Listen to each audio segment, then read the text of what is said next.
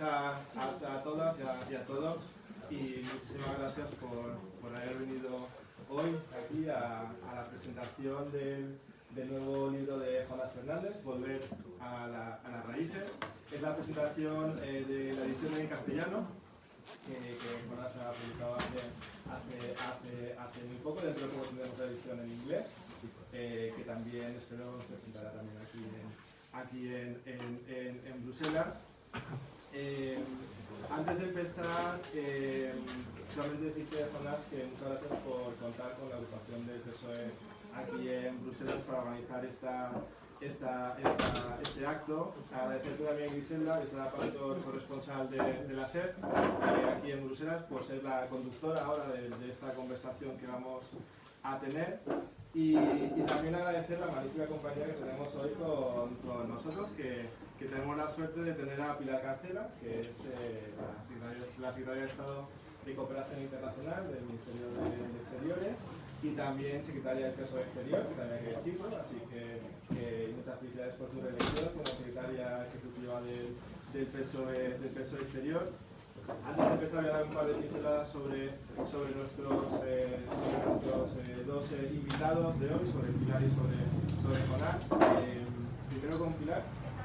Solo decir que Pilar nació en el exterior, nació en Stuttgart, en Alemania.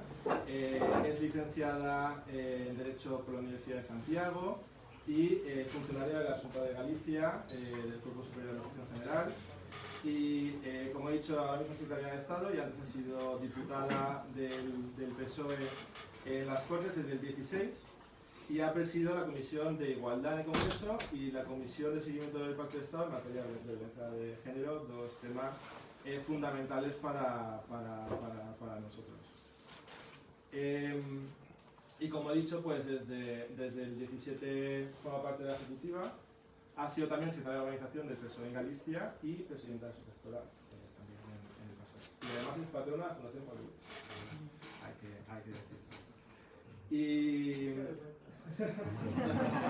bueno, son muchas cosas, claro. La verdad que está orgulloso. Bueno, pero estamos muy contentos de tenerte con nosotros hoy. Y bueno, y Jonás también, que conocéis muchos de vosotros, que es el diputado socialista del Parlamento Europeo y miembro de la Comisión de Asuntos Monetarios, donde es portavoz del Grupo de Santi, del Grupo Socialdemócrata, y también está en la Comisión de Asuntos Fiscales. Bueno, unas pinceladas del perfil académico magnífico de Jonás. Solamente deciros que bueno, se ha formado en grandes escuelas como el IES, licenciado en Economía por la Universidad de Oviedo, y bueno, ya ha hecho una carrera profesional muy interesante, pasando por sus salarios asociados y otros consultoras de mucho renombre.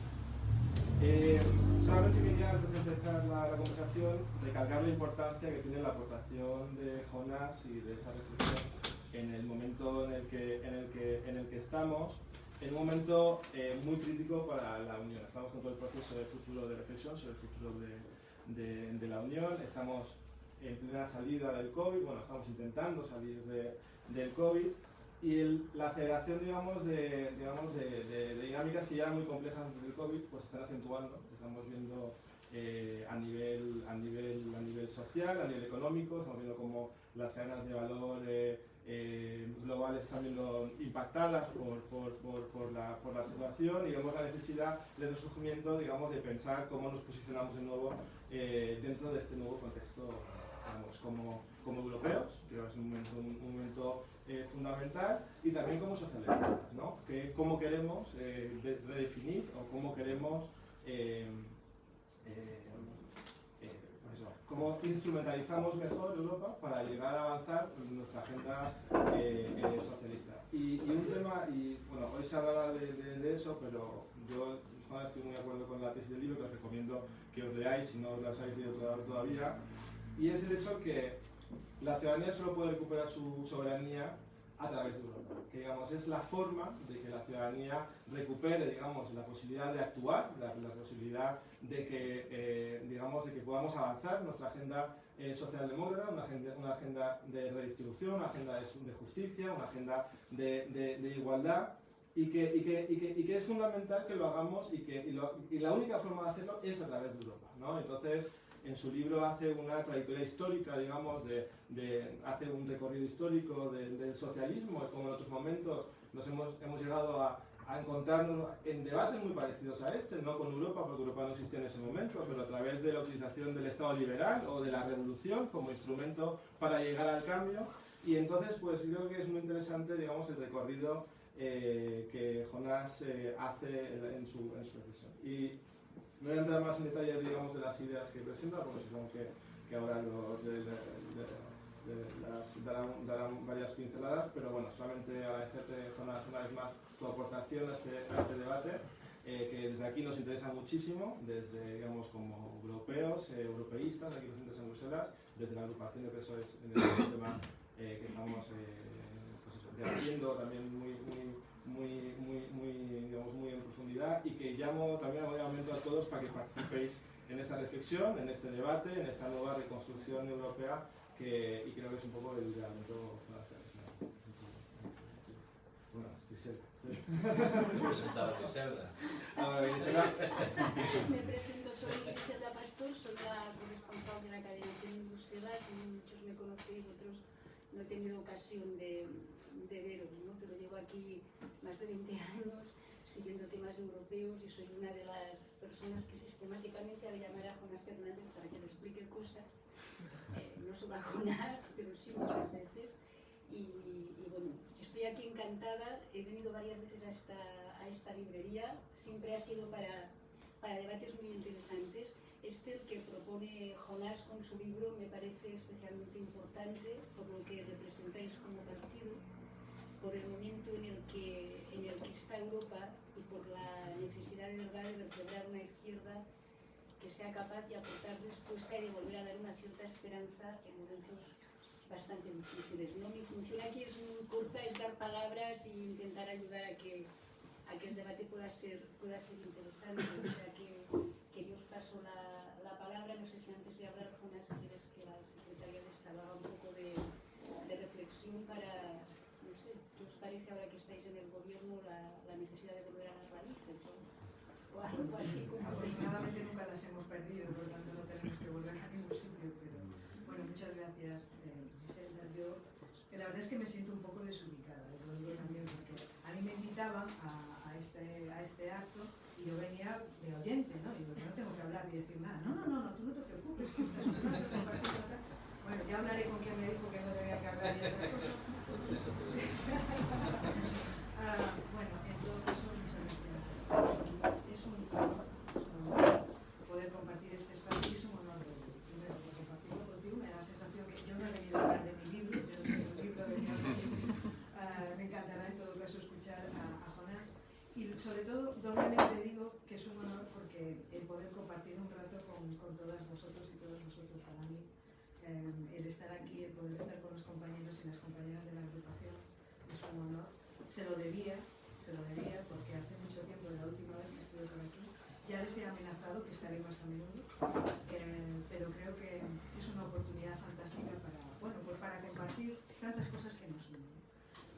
Yo en esa reflexión y esa pregunta que hacías en relación desde el punto de vista del gobierno de España en relación con Europa, yo creo que afortunadamente estamos nosotros en el gobierno de España en estos momentos. Siempre es bueno que estemos en el gobierno de España, pero creo que además en un contexto como el que estamos viviendo, una situación post-pandemia, con todo lo que ha ocurrido, afortunadamente está Europa, existe la Unión Europea, pero también afortunadamente en la Unión Europea existe España. Es cierto que España es Europa, Europa es España, eso está claro, pero también es cierto que nosotros estamos aportando dentro de esas vueltas o esa reivindicación de los valores de la socialdemocracia que nunca pasan de moda, o los valores socialistas que nunca pasan de moda, pero yo creo que España también está aportando a esta visión de Europa. Precisamente fue en muchos temas, ahora por ejemplo se me está ocurriendo el tema migratorio, podría hablar de otros, esa visión más humanizada, ¿no? Esa visión de derechos humanos, de cohesión social, de justicia social, de igualdad de oportunidades, que al final es lo que hemos defendido siempre y lo que nos define a todas y a todos. Y digo que afortunadamente está España porque hemos visto que recientemente, y si me permitís, a lo mejor parece un poco deslavazado lo que digo, pero es por aportar varias ideas. En la reciente gestión de la crisis de Afganistán, no fue una casualidad que España estuviera en ese foco, que fuera España el hub de toda la Unión Europea. Creo que ese mensaje que trasladó España, primero de gestión eficaz, pero al mismo tiempo también de ese trato humanista, de esa visión humanitaria, de una crisis tan dura, tan impactante, y además creo que salimos airosos y airosas, y el hecho de que la presidenta de la Comisión nos definiera como el alma de Europa, es que es eso, es que Europa nació para eso. Y lo voy a hilar rápidamente, porque yo tampoco quiero ocupar mucho el espacio, hemos venido a escuchar a Jonás, pero lo voy a hilar también en un sentido con el papel que España desempeña en el mundo, dentro de la Unión Europea, pero en el mundo. Y voy a mirar hacia América Latina y hacia Centroamérica y el Caribe, que es nuestra mirada hermana, que es nuestra mirada natural. Si nosotros no miramos, si España no mira hacia América Latina, nadie mirará en Europa. Pero nosotros tenemos la obligación de hacerlo. Y en este momento, Europa, Centroamérica, está viviendo una situación muy dura y muy difícil. En este momento está surgiendo una serie de eclosión que no es propia de Centroamérica o de Sudamérica, está ocurriendo en otros países, donde hay un retroceso palpable en determinados planteamientos a posiciones extremistas, populistas, donde está en serio peligro, bueno, pues la institucionalidad, los valores democráticos. Y yo creo que esa mirada, que para nosotros es fundamental porque nos sale de piel, nos sale de alma, tenemos a muchos compañeros, compañeras, a muchos y muchas que se fueron en su momento, que hicieron su vida allí, que están aquí, como aquí también en Europa, y que mantuvieron viva esos valores también, esos valores socialistas, de la socialdemocracia, en una situación muy complicada y huyendo de situaciones muy duras y muy complicadas. Se lo debemos, y creo que nuestra obligación es poner también esa visión en una visión global estratégica donde hay grandes monstruos económicos, potencias, que se están jugando y disputando el tablero mundial. Hablamos de China, hablamos de Estados Unidos, lo voy a decir así porque no se lo vais a contar a nadie, y creo que el papel que, por ejemplo, ha jugado Europa en esta crisis de Afganistán, donde se está jugando al final el reparto de intereses socioestratégicos, geopolíticos y muchas más cosas. Creo que el papel que ha hecho Europa es necesario, en este caso, como es extrapolable a cualquier otro caso que pueda ocurrir en otro lugar del mundo. Creo que en esta visión así muy rápida, y desde el punto de vista también de la cooperación, que en este caso es la materia que me corresponde, pero que es una palanca fundamental de la acción política exterior española, yo creo que Europa es más necesaria que nunca, precisamente porque es la que pone en la disputa de esos grandes bloques que tienen unos intereses mucho más materialistas, lo voy a dejar así, esta otra visión, de una visión mucho más humanitaria, mucho más solidaria y con un impacto mucho más directo en las personas, en los valores que nosotros defendemos. Pero bueno, yo como valoración así inicial, creo que me parece muy interesante y que ayuda muchísimo con el libro de Jonás, que no me lo he leído, pero me lo leo bien, porque me parece que el enfoque y el análisis me parece más de actualidad que nunca, ¿no? Por lo tanto, gracias a ustedes. Bueno, pues nada, en primer lugar, buenas tardes. Muchas gracias al profesor de Bruselas por organizar esta presentación. Gracias, Luis. Gracias, Pilar, por este mensaje de diseñadora y del parque que te hemos metido. Gracias, Griselda. El domingo me recordaba Facebook, en esto de las fotos de momentos anteriores, que hace 4 años estábamos en esta misma librería, pues estaba Griselda también, presentando el libro anterior. Y hace 4 años, era un 7 de noviembre del 17, con el libro previo. Así que es un placer volver aquí y volver con otro libro. Y yo creo que la primera de las alegrías que me está dando este libro, que se escribió pues hace un año, en el mes de noviembre del año pasado, cuando el Parlamento estaba literalmente cerrado y no se podía ir, excepto los diputados, y en fin, yo por escapar de como fuera de casa en ningún sitio, con lo cual me iba al despacho y la verdad que en el mes se escribió este librito que viene a condensar pues, distintas ideas que en los años previos había ido decantando en charlas o en reuniones con compañeros y amigos, intentando poner un poco de orden a, como digo, algunas ideas que tenía ya y en fin, es un placer estar aquí con vosotros, con todos ustedes, gracias a algún colega que veo por ahí de la casa, gracias Iván, embajador, y otra serie de amigos y amigas por acompañarnos. Y la reflexión que tenía en el mes de noviembre del año pasado, en aquellos meses de semanas de bloqueo total, era un poco la reflexión de dónde había acabado el optimismo, el hiperoptimismo que mi generación, que de alguna manera sale al mundo en la década de los 90, en esos meses ya de pandemia, ¿no?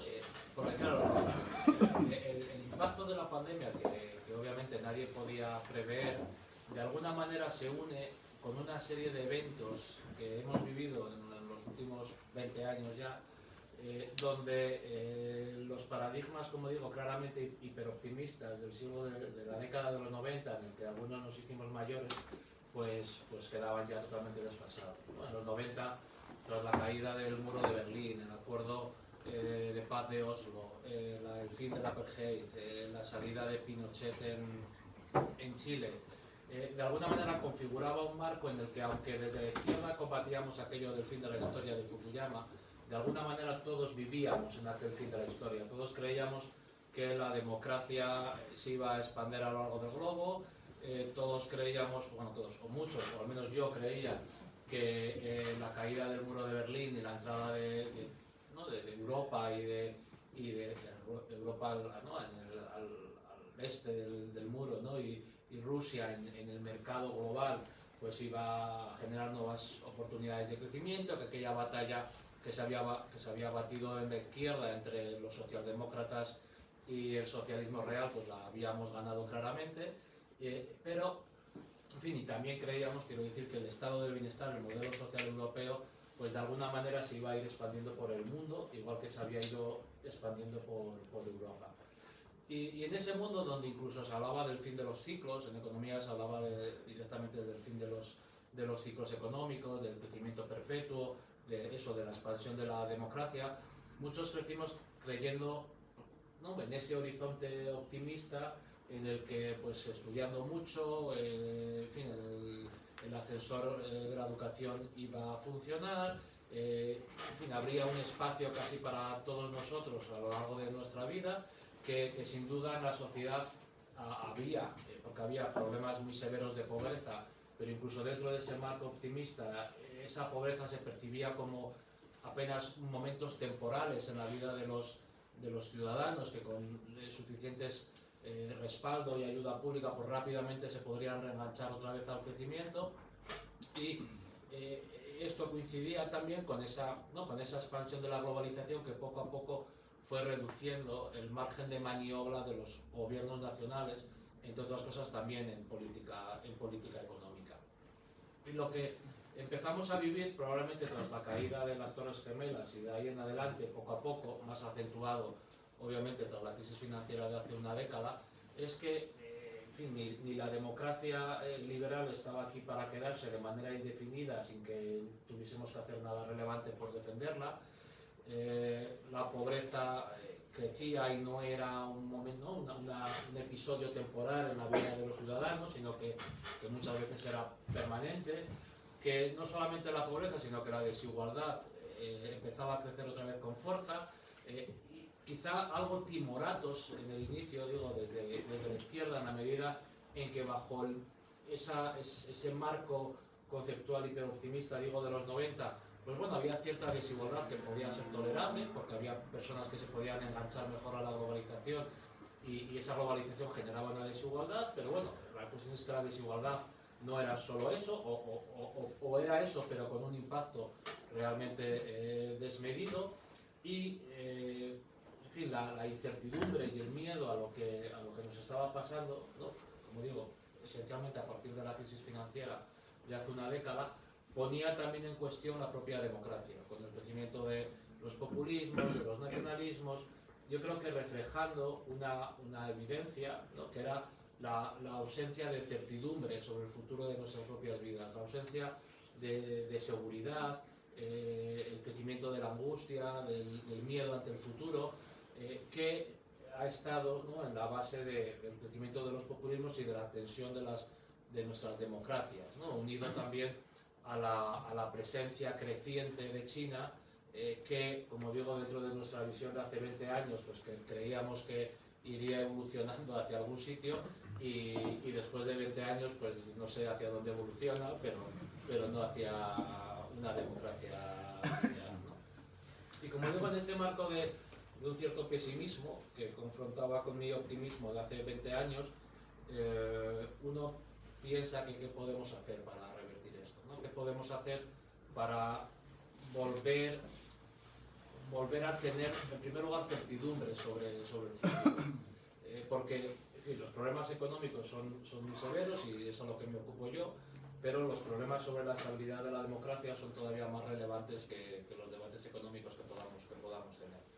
Y la cuestión es que ese miedo al futuro también, como digo, estaba afectando a la democracia. Entonces, y por ejemplo, si uno ve el Brexit, ¿no?, lo que está detrás del Brexit, ese take back control, ¿no?, lo que viene a reflejar es cómo la ciudadanía o partes crecientes de la ciudadanía, ante la ausencia o la percepción de ausencia de alguien al mando, porque en ese marco global, como digo, los estados-nación habían ido perdiendo capacidad de implementar sus propias políticas, pues en ese caso, en el caso del Reino Unido, ¿no?, tenían ese reflujo nacionalista que hemos visto en otros sitios, ¿no?, y que además no es una cosa estrictamente europea, sino que también, como decía Pilar, está en toda América, en toda Hispanoamérica, pero también en Estados Unidos, con la elección de Trump, que fue también otro ejemplo de ese miedo al futuro.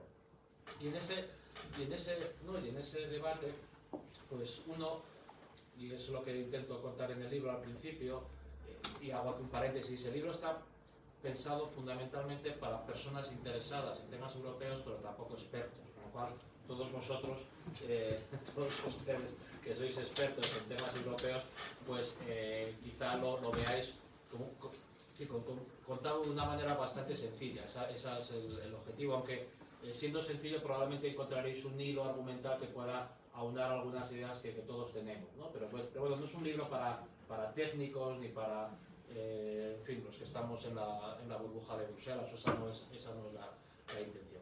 Pero como digo, inicia, como decía Luis, una comparación entre el momento actual y fundamentalmente las últimas décadas del siglo XIX, ¿no?, cuando la ola globalizadora de entonces, la revolución industrial, generaba también esos miedos, esas incertidumbres, esas oportunidades de crecimiento por otra parte, pero también una ola globalizadora que ponía también en cuestión el marco institucional por el cual se proveían bienes y servicios públicos, aquellos bienes y servicios públicos que eran necesarios a finales del siglo XX, cuando, por ejemplo, los impuestos, casi todos los impuestos eran locales, eran impuestos al comercio, el portazo, el fielato, ¿no?, impuestos muy locales que servían apenas para financiar algunos servicios públicos, ¿no?, a nivel provincial o los ayuntamientos, cuando el conjunto del Estado, lo que era la administración del Estado, pues fundamentalmente proveía embajadores, que está muy bien, señor embajador, en fin,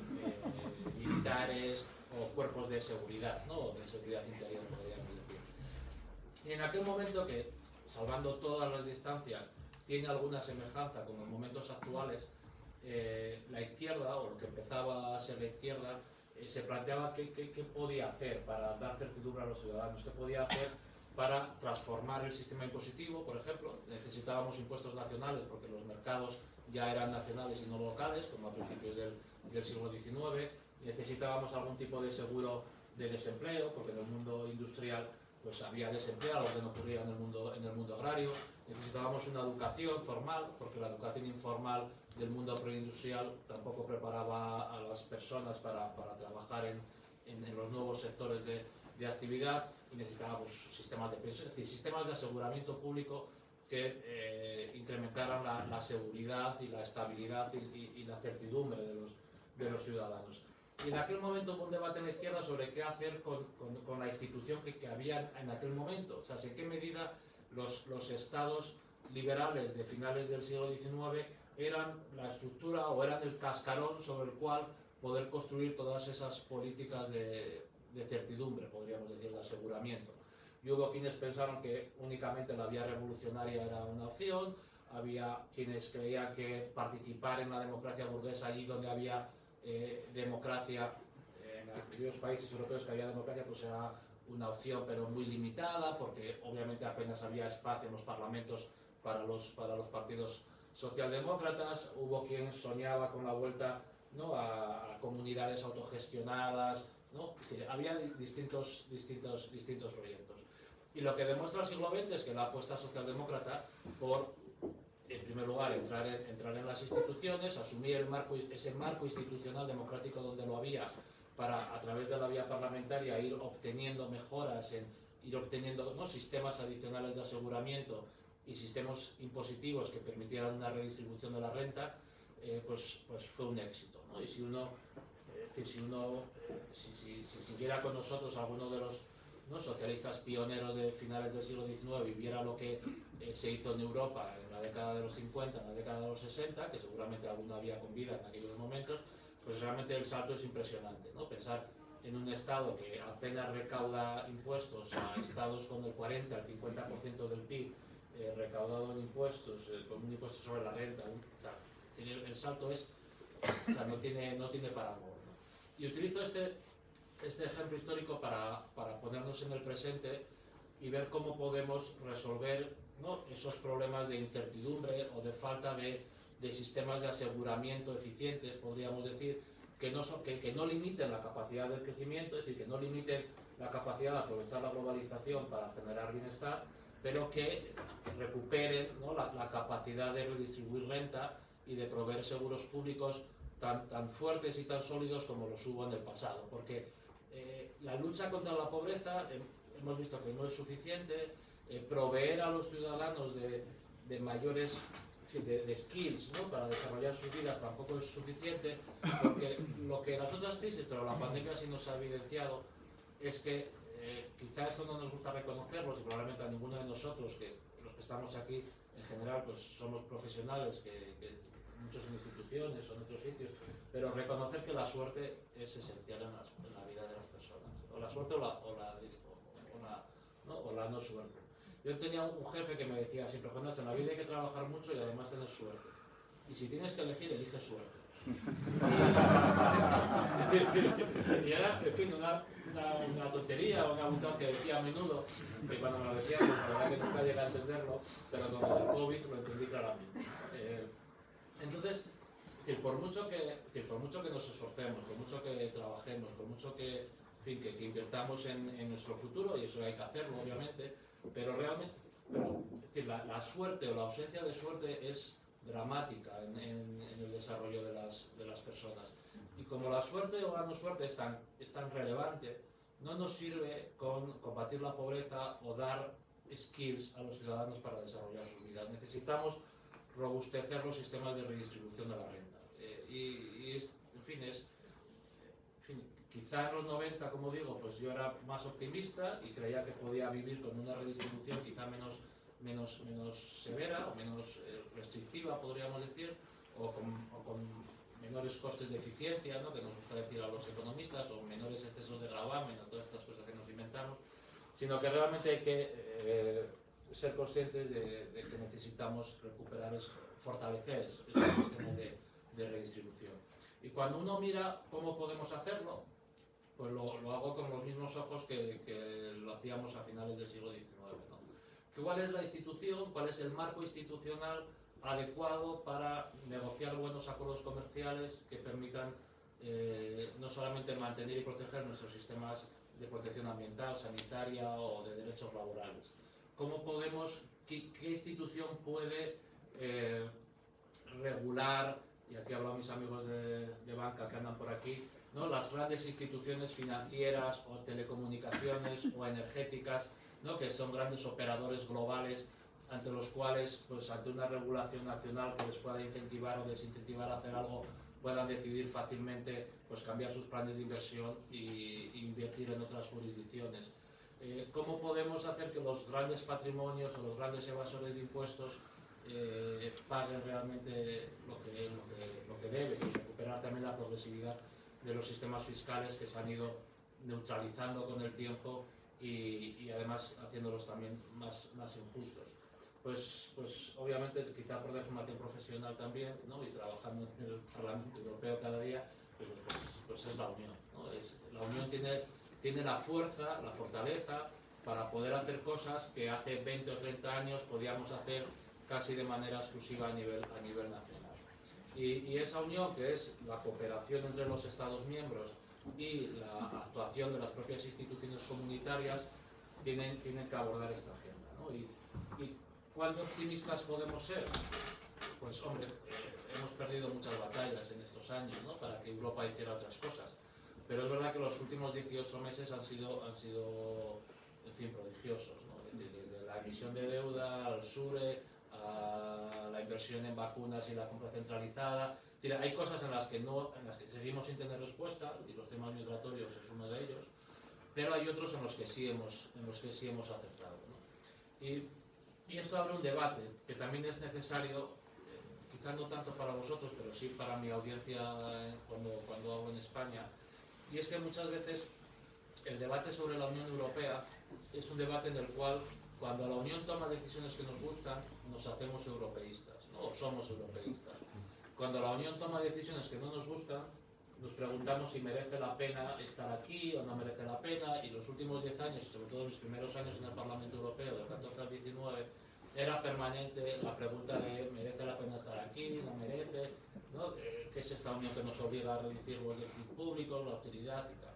Y yo creo que es una cosa que insisto siempre que hablo, fundamentalmente en España, es si creemos que la unión es el instrumento adecuado para recuperar esa soberanía perdida, no podemos desanimarnos ante políticas que no nos gustan. Porque una cosa es la institución y otra cosa las políticas que implementa esa institución. Y en España tenemos perfectamente interiorizado que cuando el gobierno de nuestra comunidad o nuestro alcalde o alcaldesa hace cosas que no nos gustan, pues simplemente votamos a otros y ya está. No dejamos de ser obetenses ni asturianos porque el gobierno haga cosas que no nos gustan. Simplemente pues votamos a otros, ¿no? O nos comprometemos políticamente, vamos a una manifestación, es decir, actuamos como ciudadanos para intentar cambiar al gobierno de turno. Sin embargo, en la Unión Europea esto no ocurre. Cuando la Unión toma decisiones que no nos gustan, nos cuestionamos la mayor, ¿no? Y claro, esto es un problema, porque esa pregunta es una pregunta endiablada, porque si por cualquier motivo, como le ocurre a los británicos y muchos amigos del Labour, piensan que están mejor fuera, lo que están es renunciando al instrumento que puede volver a redistribuir renta con fuerza y a regular los mercados con capacidad para hacer cumplir sus objetivos. Y como digo, es una pregunta que no merece la pena realizarse porque nos quita tiempo de la verdadera pregunta, ¿no? Y la verdadera pregunta es cómo conseguimos que la Unión haga más políticas parecidas a las que hemos visto con la pandemia y las expanda, por ejemplo, al flujo a la gestión de las migraciones, y esa es la pregunta a la que estamos realmente invitados a responder. Y para hacer esa pregunta y para estructurar ese salto que la Unión parece haber empezado a dar, necesitamos también, y aprovechando que es un acto del PSOE de Bruselas, una conciencia socialdemócrata europea consolidada, más operativa, ¿no? Y en el Parlamento yo creo que el grupo funciona razonablemente bien a la hora de consolidar opiniones socialdemócratas entre distintos estados. El PES es otra cosa, en mi opinión, y como el próximo año tenemos Congreso del PES y tenemos abierta la conferencia sobre el futuro de Europa, pues el libro intenta aportar estas reflexiones al debate público. Muchas gracias.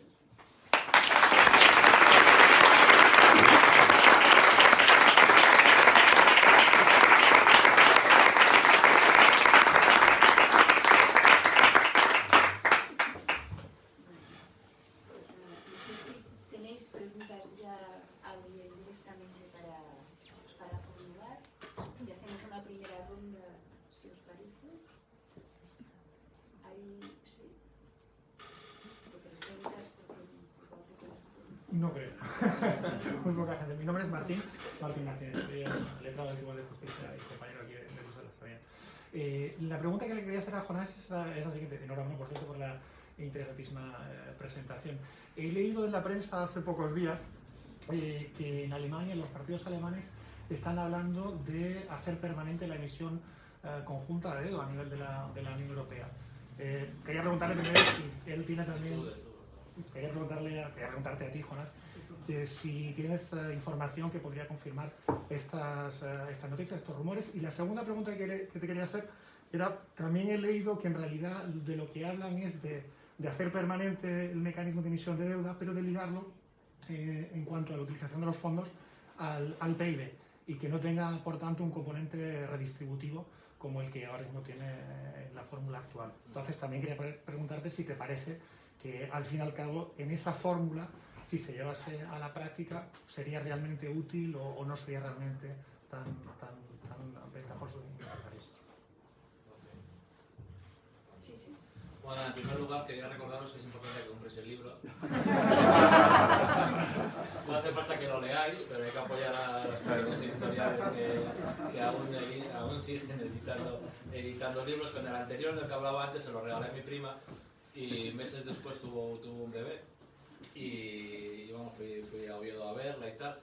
Y cuando me acerco a la cuna, veo que la cuna está así poco inclinada, porque el médico le había dicho que había quedado una manera inclinada y no sé qué. Y mi libro estaba calzando la cuna. Creo que algún servicio dan, ¿no? Vamos, sobre lo que se está negociando en Alemania no tengo más conocimientos que lo que aparece en medios y, en fin, en algún corrillo. Yo le he llamado hoy para preguntarle.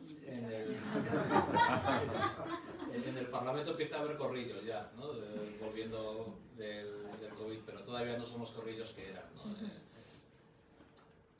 Yo creo que es decir, el presupuesto de la Unión, aún siendo pequeñito, ¿no? Cualquier presupuesto de una administración pública tiene como tres objetivos, ¿no? El primero de ellos es la provisión de bienes públicos. El segundo de ellos, ¿no?, vendría a ser reflejar algún principio de equidad, ¿no? Fondos estructurales, fondos de cohesión, bienes públicos con Connecting Europe, Horizonte 2020. Y desde Keynes sabemos que los presupuestos también tienen una función estabilizadora, ¿no? Con lo cual los presupuestos tienen esos tres objetivos. Y cuando uno mira el presupuesto de la Unión, digo, con independencia del volumen, ¿no?, sabemos que hacen convergencia, sabemos que proveen bienes públicos, pero hasta esta crisis y hasta Next Generation pues no teníamos un instrumento que permitiera gestionar los ciclos, ¿no? Por lo tanto, yo creo que es necesario mantener algún tipo de instrumento similar, en primer lugar para gestionar los ciclos, en segundo lugar para permitir que especialmente la zona euro tenga una posición fiscal agregada consolidada, que ahora no tiene, lo que si aplicas el pacto de estabilidad a los 19 estados, pues si cada estado cumple el pacto, el resultado agregado puede coincidir o no con las necesidades en el ciclo del conjunto de la economía de la zona euro, ¿no? Y yo creo que es importante tener un instrumento que permita complementar el resultante de las 19 políticas fiscales con la posición en el ciclo del conjunto de la zona euro. En fin, creo que hay argumentos de sobra para mantenerlo. Mantenerlo, en mi opinión, no significa, no debería significar, o no necesariamente necesita que emita deuda todos los años. Quiero decir que se puede mantener el instrumento vivo más allá del 26, con independencia de que en el 27 o en el 28 no sea necesario emitir deuda, porque en términos cíclicos no se necesite complementar, ¿no?, las políticas nacionales con más deuda, o al revés, a lo mejor nos conviene amortizar deuda más rápidamente de la actualmente prevista en el calendario de amortizaciones hasta 2058, porque la economía esté creciendo más de lo debido, ¿no? Por lo tanto, en mi opinión, es muy relevante mantener el instrumento. Sería de gran ayuda que este instrumento pudiera emitir deuda con mayor flexibilidad o amortizarla, pero no necesariamente tiene que emitir deuda todos los años, ¿no? Nosotros, perdóname, que implicaría mantener Bueno, la comisión lo que ha hecho es montar un tesoro, ¿no? Al final, que es el que está emitiendo la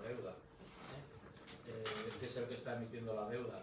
Entonces, la deuda que se está emitiendo ahora va a estar viva hasta 2058. O sea, el plazo de amortización está 2058. Entonces, tú vas a necesitar ahí a unos funcionarios de la comisión que lleven el control de la deuda emitida o la supervisión de la deuda emitida y que por lo tanto estén preparados por si se necesita volver a emitir. No sé si me explico. Quiero decir, si en el 27-28 Europa crece al 6% y la inflación de verdad, no por los motivos que tenemos ahora, sino de verdad que está al 5% y hay problemas de sobrecalentamiento, pues bueno, quizá haya que hacer otras cosas, quiero decirte, pero mantener el instrumento es muy necesario. Pero bueno, yo vi las noticias con esperanza, pero como tampoco sabemos quién va a ser el ministro de Finanzas ni lo que va a haber, estamos a la espera. Yo si me permitís, que me apetecía mucho, bueno, yo soy Iván García, soy compañero de Jonás en el Grupo Socialista en el Parlamento Europeo y no había tenido la ocasión de venir a ninguna presentación o de ir a alguna presentación a España de las que has tenido, y la verdad es que he agradecido mucho esta oportunidad y además sobre todo volver a Pilar también, que hace mucho que no coincidíamos. En fin, yo en primer lugar, yo sí que os recomiendo mucho leer el libro. Yo tuve la ocasión de leer prácticamente las galeradas, ¿no? Y la verdad es que me entusiasmó en cuanto a que de alguna forma le da forma o corporiza un montón de ideas, organiza un montón de ideas que muchos teníamos alrededor de establecer una especie de sistemática, de estrategia sistemática para el futuro. ¿Qué es lo que tenemos que hacer los socialistas, los socialdemócratas de cara al futuro, ¿no? Es decir, de alguna forma, poco a poco vamos dando empujones, vamos dando tirones, en ocasiones tenemos un espíritu más europeísta y mayor entusiasmo y además coincide con una ola europeísta como la que estamos viviendo, que por cierto tenemos que aprovechar todo lo que podamos. Y en otras ocasiones pues nos volvemos a retraer, un poco en el sentido que decía Jonás al principio, ¿no? Cuando las cosas nos gustan, pues bien, y cuando no. Pero bueno, como digo, este libro es muy didáctico, explica muchas cosas. Jonás es una de las cabezas más amuebladas y más reflexivas y didácticas que he podido conocer. Explica tanto que parece el chiste este de cómo ha pasado todo. Y bueno, pues al principio todo era una gran bola de fuego, ¿no? Pues Jonás, si coges el libro, te explica, claro, cómo se van construyendo la cooperación y cómo se van construyendo sociedades, ¿no? En ese sentido, todo acaba decantando, ¿no? Al momento y a la tesis en la que él se sitúa. En ese sentido, como digo, es absolutamente didáctico, ¿no? Yo quería preguntarte un par de cuestiones que a mí me resultan importantes. La primera, y es muy evidente y se detrae de lo que acabas de comentar y acabo yo de comentar también, cómo construimos un sentido de pertenencia real en toda Europa, teniendo en cuenta que también sociológicamente tenemos muchas diferencias, menos, por cierto, de las que se suponen, sobre todo cuando te das una vuelta por la demoscópica y la sociología en muchos lugares, menos de las que se supone, pero seguimos teniendo diferencias y sobre todo planteamientos políticos en según qué lugares también muy diferentes. ¿Cómo construimos ese sentido de sociedad? Que me dirás, bueno, pues yo lo llevo intentando no sé cuántos años y a nadie se le ha ocurrido, ¿no? Pero ¿cómo vamos construyendo eso? Y en segundo lugar, una cosa mucho más concreta.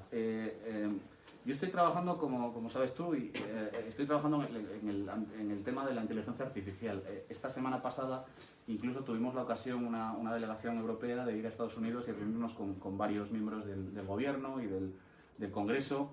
Y hay una cuestión que a mí me preocupa mucho, especialmente, que tiene que ver con las implicaciones que tiene la inteligencia artificial en el terreno laboral, en el terreno del trabajo.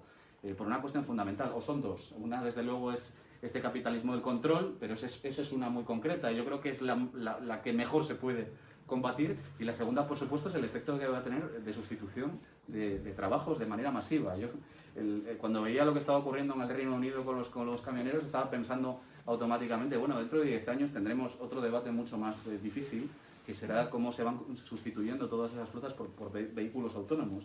Estoy hablando de 10 años, no estoy hablando de dentro de 100. No digo que vaya a ser masivo dentro de 10 años, pero sí digo que va a comenzar. Y cuando veo todos los estudios y todas las aproximaciones a esta cuestión, tanto aquí como allí, porque tuve la ocasión de preguntar, bueno, al final todos coincidimos, todos concluimos que a largo plazo se crearán mejores empleos, más cualificados, probablemente más. Pero ¿qué ocurre a corto plazo? Porque vamos a tener masas ingentes de personas que se van descolgando progresivamente del mercado de trabajo. Y para algunos servirá el reciclaje, desde luego que para algunos servirá. ¿Qué hacemos con todos los demás? ¿Cuál es el planteamiento? ¿Una gran renta de emancipación, una gran renta vital a escala europea? ¿Pensamos o no tiramos al final la toalla en cómo reciclar a esas personas para que se puedan incorporar progresivamente? En fin, no sé si has reflexionado sobre esta cuestión o si te estoy haciendo una puntada muy grande con la pregunta, pero me resulta un tema muy interesante y me preocupa muchísimo lo que veo. Y creo que hay razones, por otra parte, ya termino con ello, creo que hay razones realmente para estar esperanzados en el futuro, un futuro que es verdad que es muy inestable, por supuesto que no podemos dar por supuesto quién pertenece ni a la Unión Europea. Y como hemos visto lo que ha ocurrido con el Brexit, pero vemos que son debates que están en algunos países y son recurrentes dependiendo del momento. Estamos en un momento inestable, pero como decía, creo que coincidimos que estamos en un buen momento desde la perspectiva, desde luego, socialdemócrata, que es casi una tesis canónica en este momento hasta en los organismos internacionales. Y en segundo lugar, es verdad que hay una fuerte pulsión europeísta en la mayor parte de los gobiernos, de las cancillerías de la Unión Europea. Por lo tanto, es algo que hay que aprovechar. Incluso estamos poco a poco tirando de las costuras del tratado para ir construyendo más Europa en ese ideal que tú planteas, pero esto va a tener un límite. Vamos a llegar a un momento en el que no se va a poder tirar más. Mañana, sin ir más lejos, vamos a probar una cosa alucinante. Yo creo que nadie pensaba que iba a ocurrir, que es el Public Country by Country Report, es decir, una norma de transparencia fiscal para las multinacionales, para saber y para poder hacer que tributen de verdad, ¿no?, en los lugares donde están creando riqueza, para que no se nos escapen entre las manos. Es decir, estamos en un momento alucinante, pero también, claro, la inestabilidad genera muchos riesgos, ¿no? Y aquí lo dejo ya. Sí. No, vamos, sobre la primera parte... hay algún amigo común que leyó el libro y que es muy federalista, me decía, es que el libro no es poco federal. Ya sé yo quién será. Pero claro, no entras en el debate sobre el demos europeo y tal. Vamos, en la parte de propuestas, el libro es bastante, no sé si decir poco ambicioso, pero es cosas para los próximos 5 años. 8 años, ¿no? No hay una visión teleológica de lo que tiene que ser la Unión Europea que ordene todo el libro, ¿no? Sino que parte de, oye, cuáles son los 4 o 5 cuellos de botella que tenemos ahora mismo y vamos a ver cómo los podemos resolver en los próximos 5 años, ¿no? Y uno de los cuellos de botella tiene que ver con el sentimiento de pertenencia, ¿no?, y el debate sobre el demos europeo y vamos, a mí es un debate complicadísimo. Yo no sé cómo...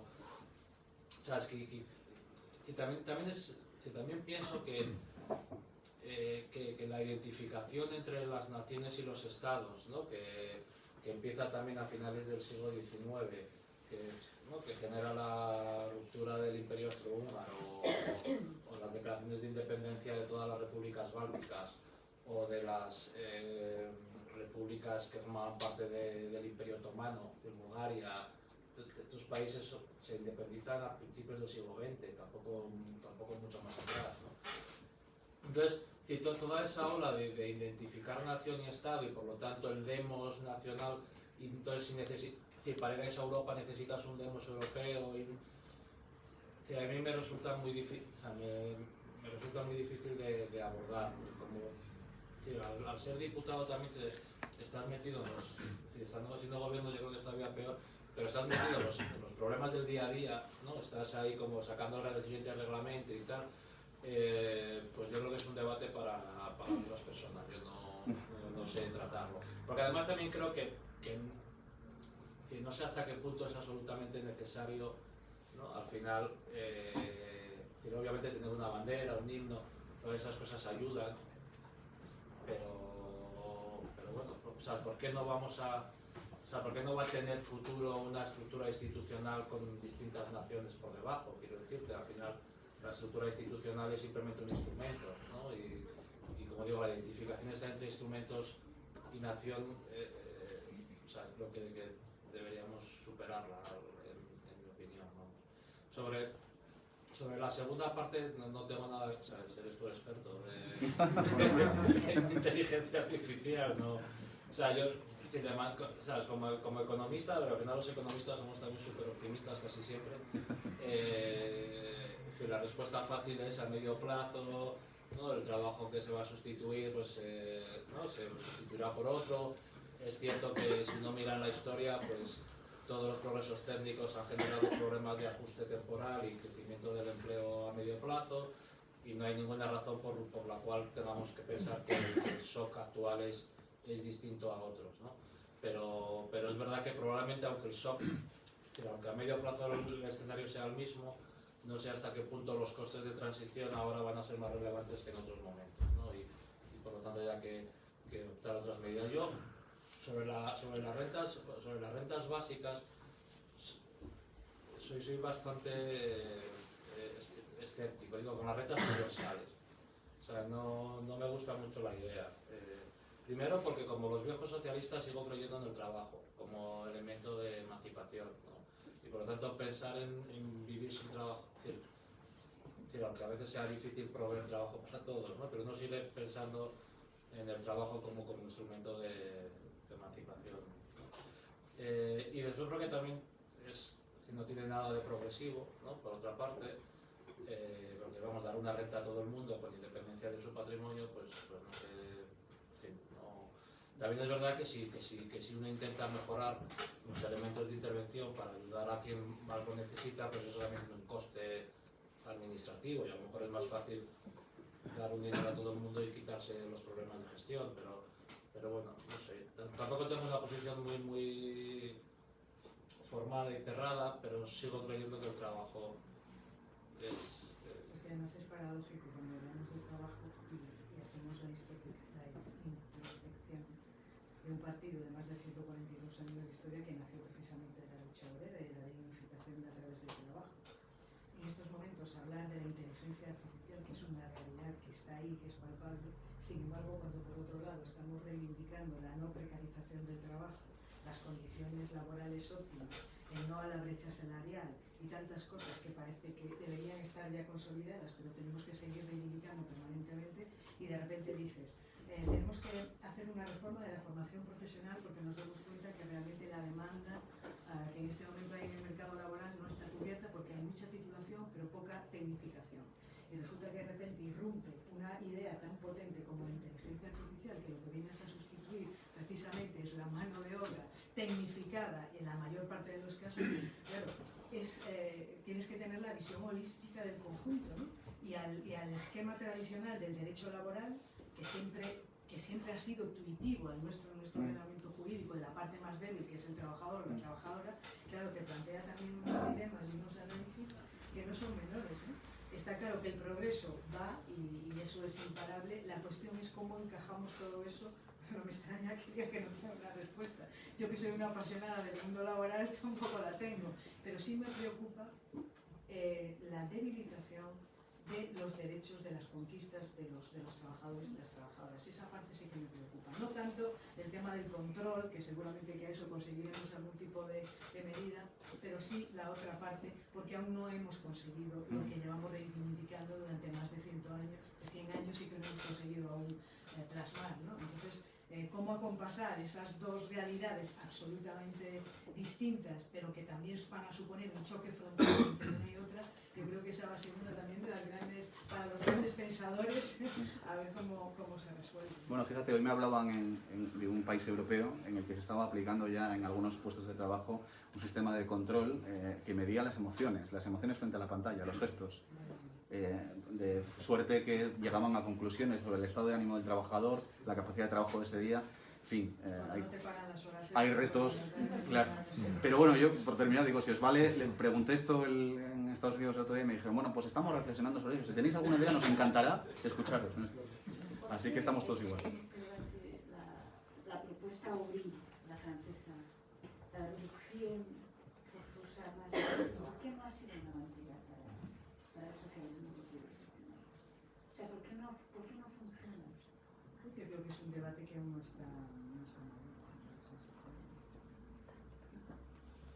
No sé, yo creo, bueno, creo que hay gente que, vamos, yo creo que hay un proceso histórico de reducción de las horas de trabajo, ¿no?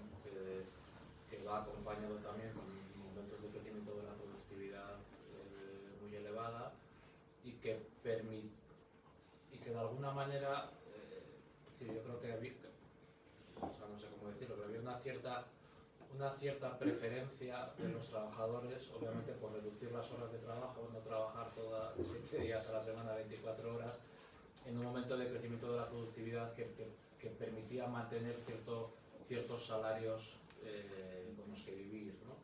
La cuestión es que ahora yo no sé hasta qué punto la preferencia ocio-trabajo, teniendo en cuenta que por otra parte la productividad del trabajo tampoco está aumentando mucho, que no sé qué efectos tendría sobre los salarios, y no sé hasta qué punto hay una preferencia de los trabajadores con trabajar 40 horas frente a trabajar 30 y cobrar un poco menos. Que era un trade-off clarísimo cuando era entre trabajar 60 o 70 horas y tal, pues quizá ahora nos hemos acostumbrado a trabajar 5 días, o muchos, ¿no? No todo el mundo, y es más difícil. Muchísimas gracias por la presentación del libro. Yo me llamo Isabel Otero, trabajo en materias del rendimiento del presupuesto de la Unión Europea en la Comisión Europea. Y la verdad es que yo tengo que reconocer que soy bastante escéptica cuando se habla de la Unión Europea y se le pone esta responsabilidad de las materias sociales cuando no se tienen las competencias que, bueno, mucha gente podría pensar que se deberían desde las instituciones. Pero sí que me gustaría volver a una cosa que usted ha mencionado cuando hablaba de la crisis del COVID y cuando hablaba de la crisis migratoria, y es verdad que la Unión Europea crece de sus crisis y mejora con sus crisis, porque es ahí cuando la ciudadanía se da cuenta de que pues al final estamos ahí para ayudar, y es lo que ha pasado con la Europa de la salud. Mi pregunta va más sobre qué pasará o qué cree usted que pasará en el caso de los Estados miembros con el plan de recuperación, porque al final el plan de recuperación también de manera indirecta está cubriendo otras crisis que tenemos en muchos de los países y en España principalmente, que es la crisis del empleo juvenil, la crisis digital, la crisis de la sostenibilidad. ¿Cree que estas crisis se podrán resolver a través de este tipo de coberturas que estamos teniendo desde la Unión Europea? ¿Cree que los gobiernos podrán lanzar el mensaje a la ciudadanía de que es en realidad la Unión Europea la que está ayudándoles en estas materias? Bueno, ya no entramos en los ratios de absorción de los presupuestos, pero ¿cree que saldrá más reforzada la integración y el sentimiento europeo después de esto, o que los gobiernos simplemente aprovecharán, como han hecho en muchas ocasiones, de pero distribuir un dinero que viene de la Unión Europea diciendo que es suyo y que lo han hecho ellos, y no mejorará las competencias de la Unión en este sentido? Vamos, sobre la primera parte, como decía, el libro marca propuestas para los próximos 5 o 6 años, ¿no? Por lo tanto, la parte social no se tira al pisto, no se tira a la piscina de vamos a hacer toda la Europa, o sea, todas las políticas sociales desde Europa. Simplemente apunta algunas líneas. Por una parte, el centro del mantenimiento de las políticas sociales ahora mismo no está tanto en que Europa haga mucho más, sino que los estados tengan capacidad tributaria para hacerlo. Entonces, la parte de armonizar impuestos de las bases imponibles más móviles está más desarrollado, ¿no? Hay una parte más relevante sobre la necesidad de armonizar o de fijar mínimos en impuestos con bases imponibles móviles, grabar la economía digital, desarrollar el acuerdo del G20, que bueno, que llegó después de la publicación de la escritura del libro, y combatir las bolsas de ilusión y tal, como herramienta para que los estados puedan seguir haciendo política social, ¿no? Es decir, no hay es bastante, no sé si es pragmático, pero no es un desideratum, ¿no? Lo que sí habla en la parte social es que necesitamos mejorar el funcionamiento de algunos seguros a nivel continental, porque si tienes un mercado laboral que quieres que sea continental, con mayor movilidad de trabajadores, pues no es razonable que los seguros, no en España, bueno, el seguro sanitario en España es universal, pero en otros países los seguros sanitarios están vinculados a la participación en el mercado laboral, y con eso el seguro de desempleo o los seguros de pensión, ¿no? Y claro, si vamos a un mundo con más movilidad dentro de Europa, pero mantenemos los seguros en los ámbitos nacionales, estamos forzando a las personas que se vayan fuera a autoasegurarse, ¿no? Es decir, a generar seguros individuales, porque los otros seguros no están pensados, no están diseñados para ellos.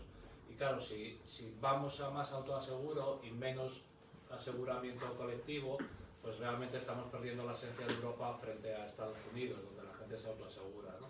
Entonces, ahí hay un campo para hacer cosas, y sobre todo pensando en el seguro de desempleo y en la función estabilizadora de la que hablaba antes, pues el programa SURE pues es una oportunidad para mantener algo parecido a medio plazo, que permita también ayudar también a gestionar que tenga efectos macro, ¿no? Estabilizadores, ¿no? Sobre la segunda parte, pues bueno, yo espero que sea un éxito, ¿no?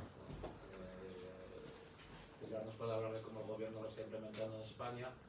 El plan español ha tenido muy buena recepción por parte de la Comisión Europea. Yo creo que es de los pocos planes realmente holísticos, ¿no? Que ordenan la propia acción de gobierno, y que no solamente es un plan para que te pasen el dinero, sino que está orientado con objetivos concretos. Exacto. Por lo tanto, yo espero que sea un éxito, ¿no? Y porque además, en la medida del éxito del funcionamiento de la RAREF, nos jugamos también el debate sobre su propio mantenimiento a medio plazo, ¿no?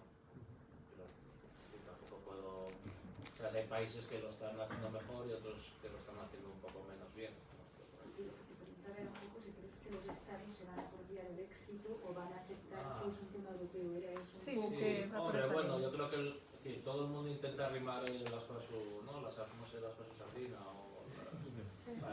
forma parte de la política. Yo cuando voy a Asturias y me preguntan por la crisis migratoria, digo que la culpa es de los capitales, ¿sabes? Que no es culpa nuestra. También es verdad, que decir, somos algunos estados los que están bloqueando. Entonces, bueno, es decir, forma parte también de la acción política que haya un cierto, ¿no? arrimaje pero bueno, yo creo que desde el principio quedó muy claro en la manera en que se gestó el Next Generation, las negociaciones, a los 3 días del Consejo Europeo.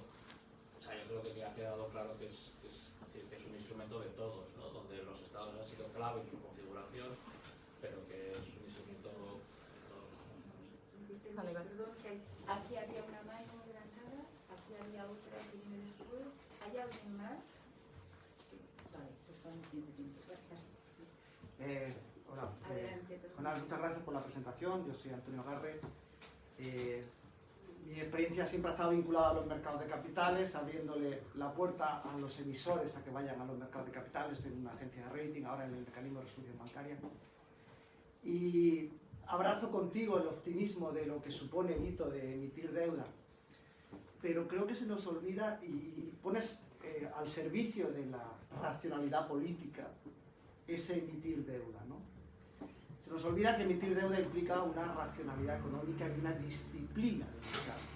Entonces me sorprende que abraces sin ninguna duda esa emisión de mercado como un proyecto para hacer más Europa, cuando precisamente la disciplina de mercado ha llevado a muchos países a la ruina, a la pérdida de derechos sociales, de libertades.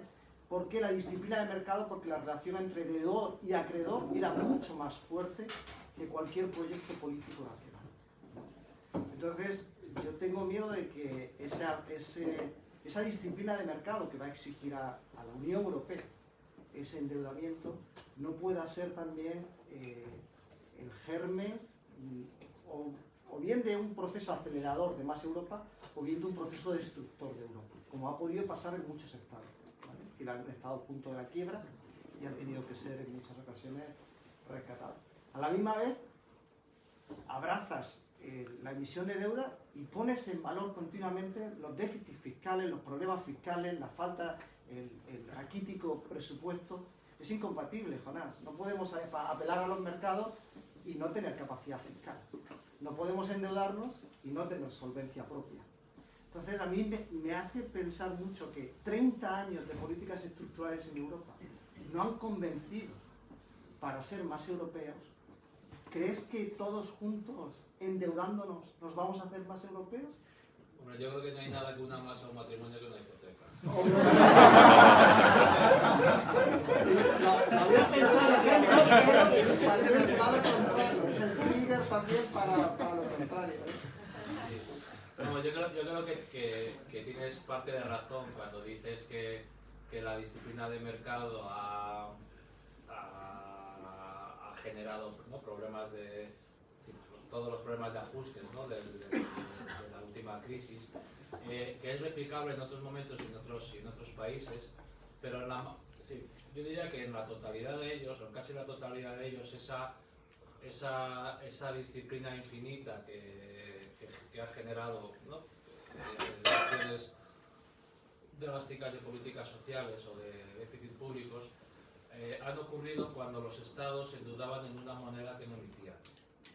Es decir, cuando tenían que devolver la deuda en una moneda cuyo banco central no era propio, ¿no? Ya hablamos de Argentina y la dolarización, ya hablamos de la crisis de la zona euro y la crisis española o italiana o griega, ¿no?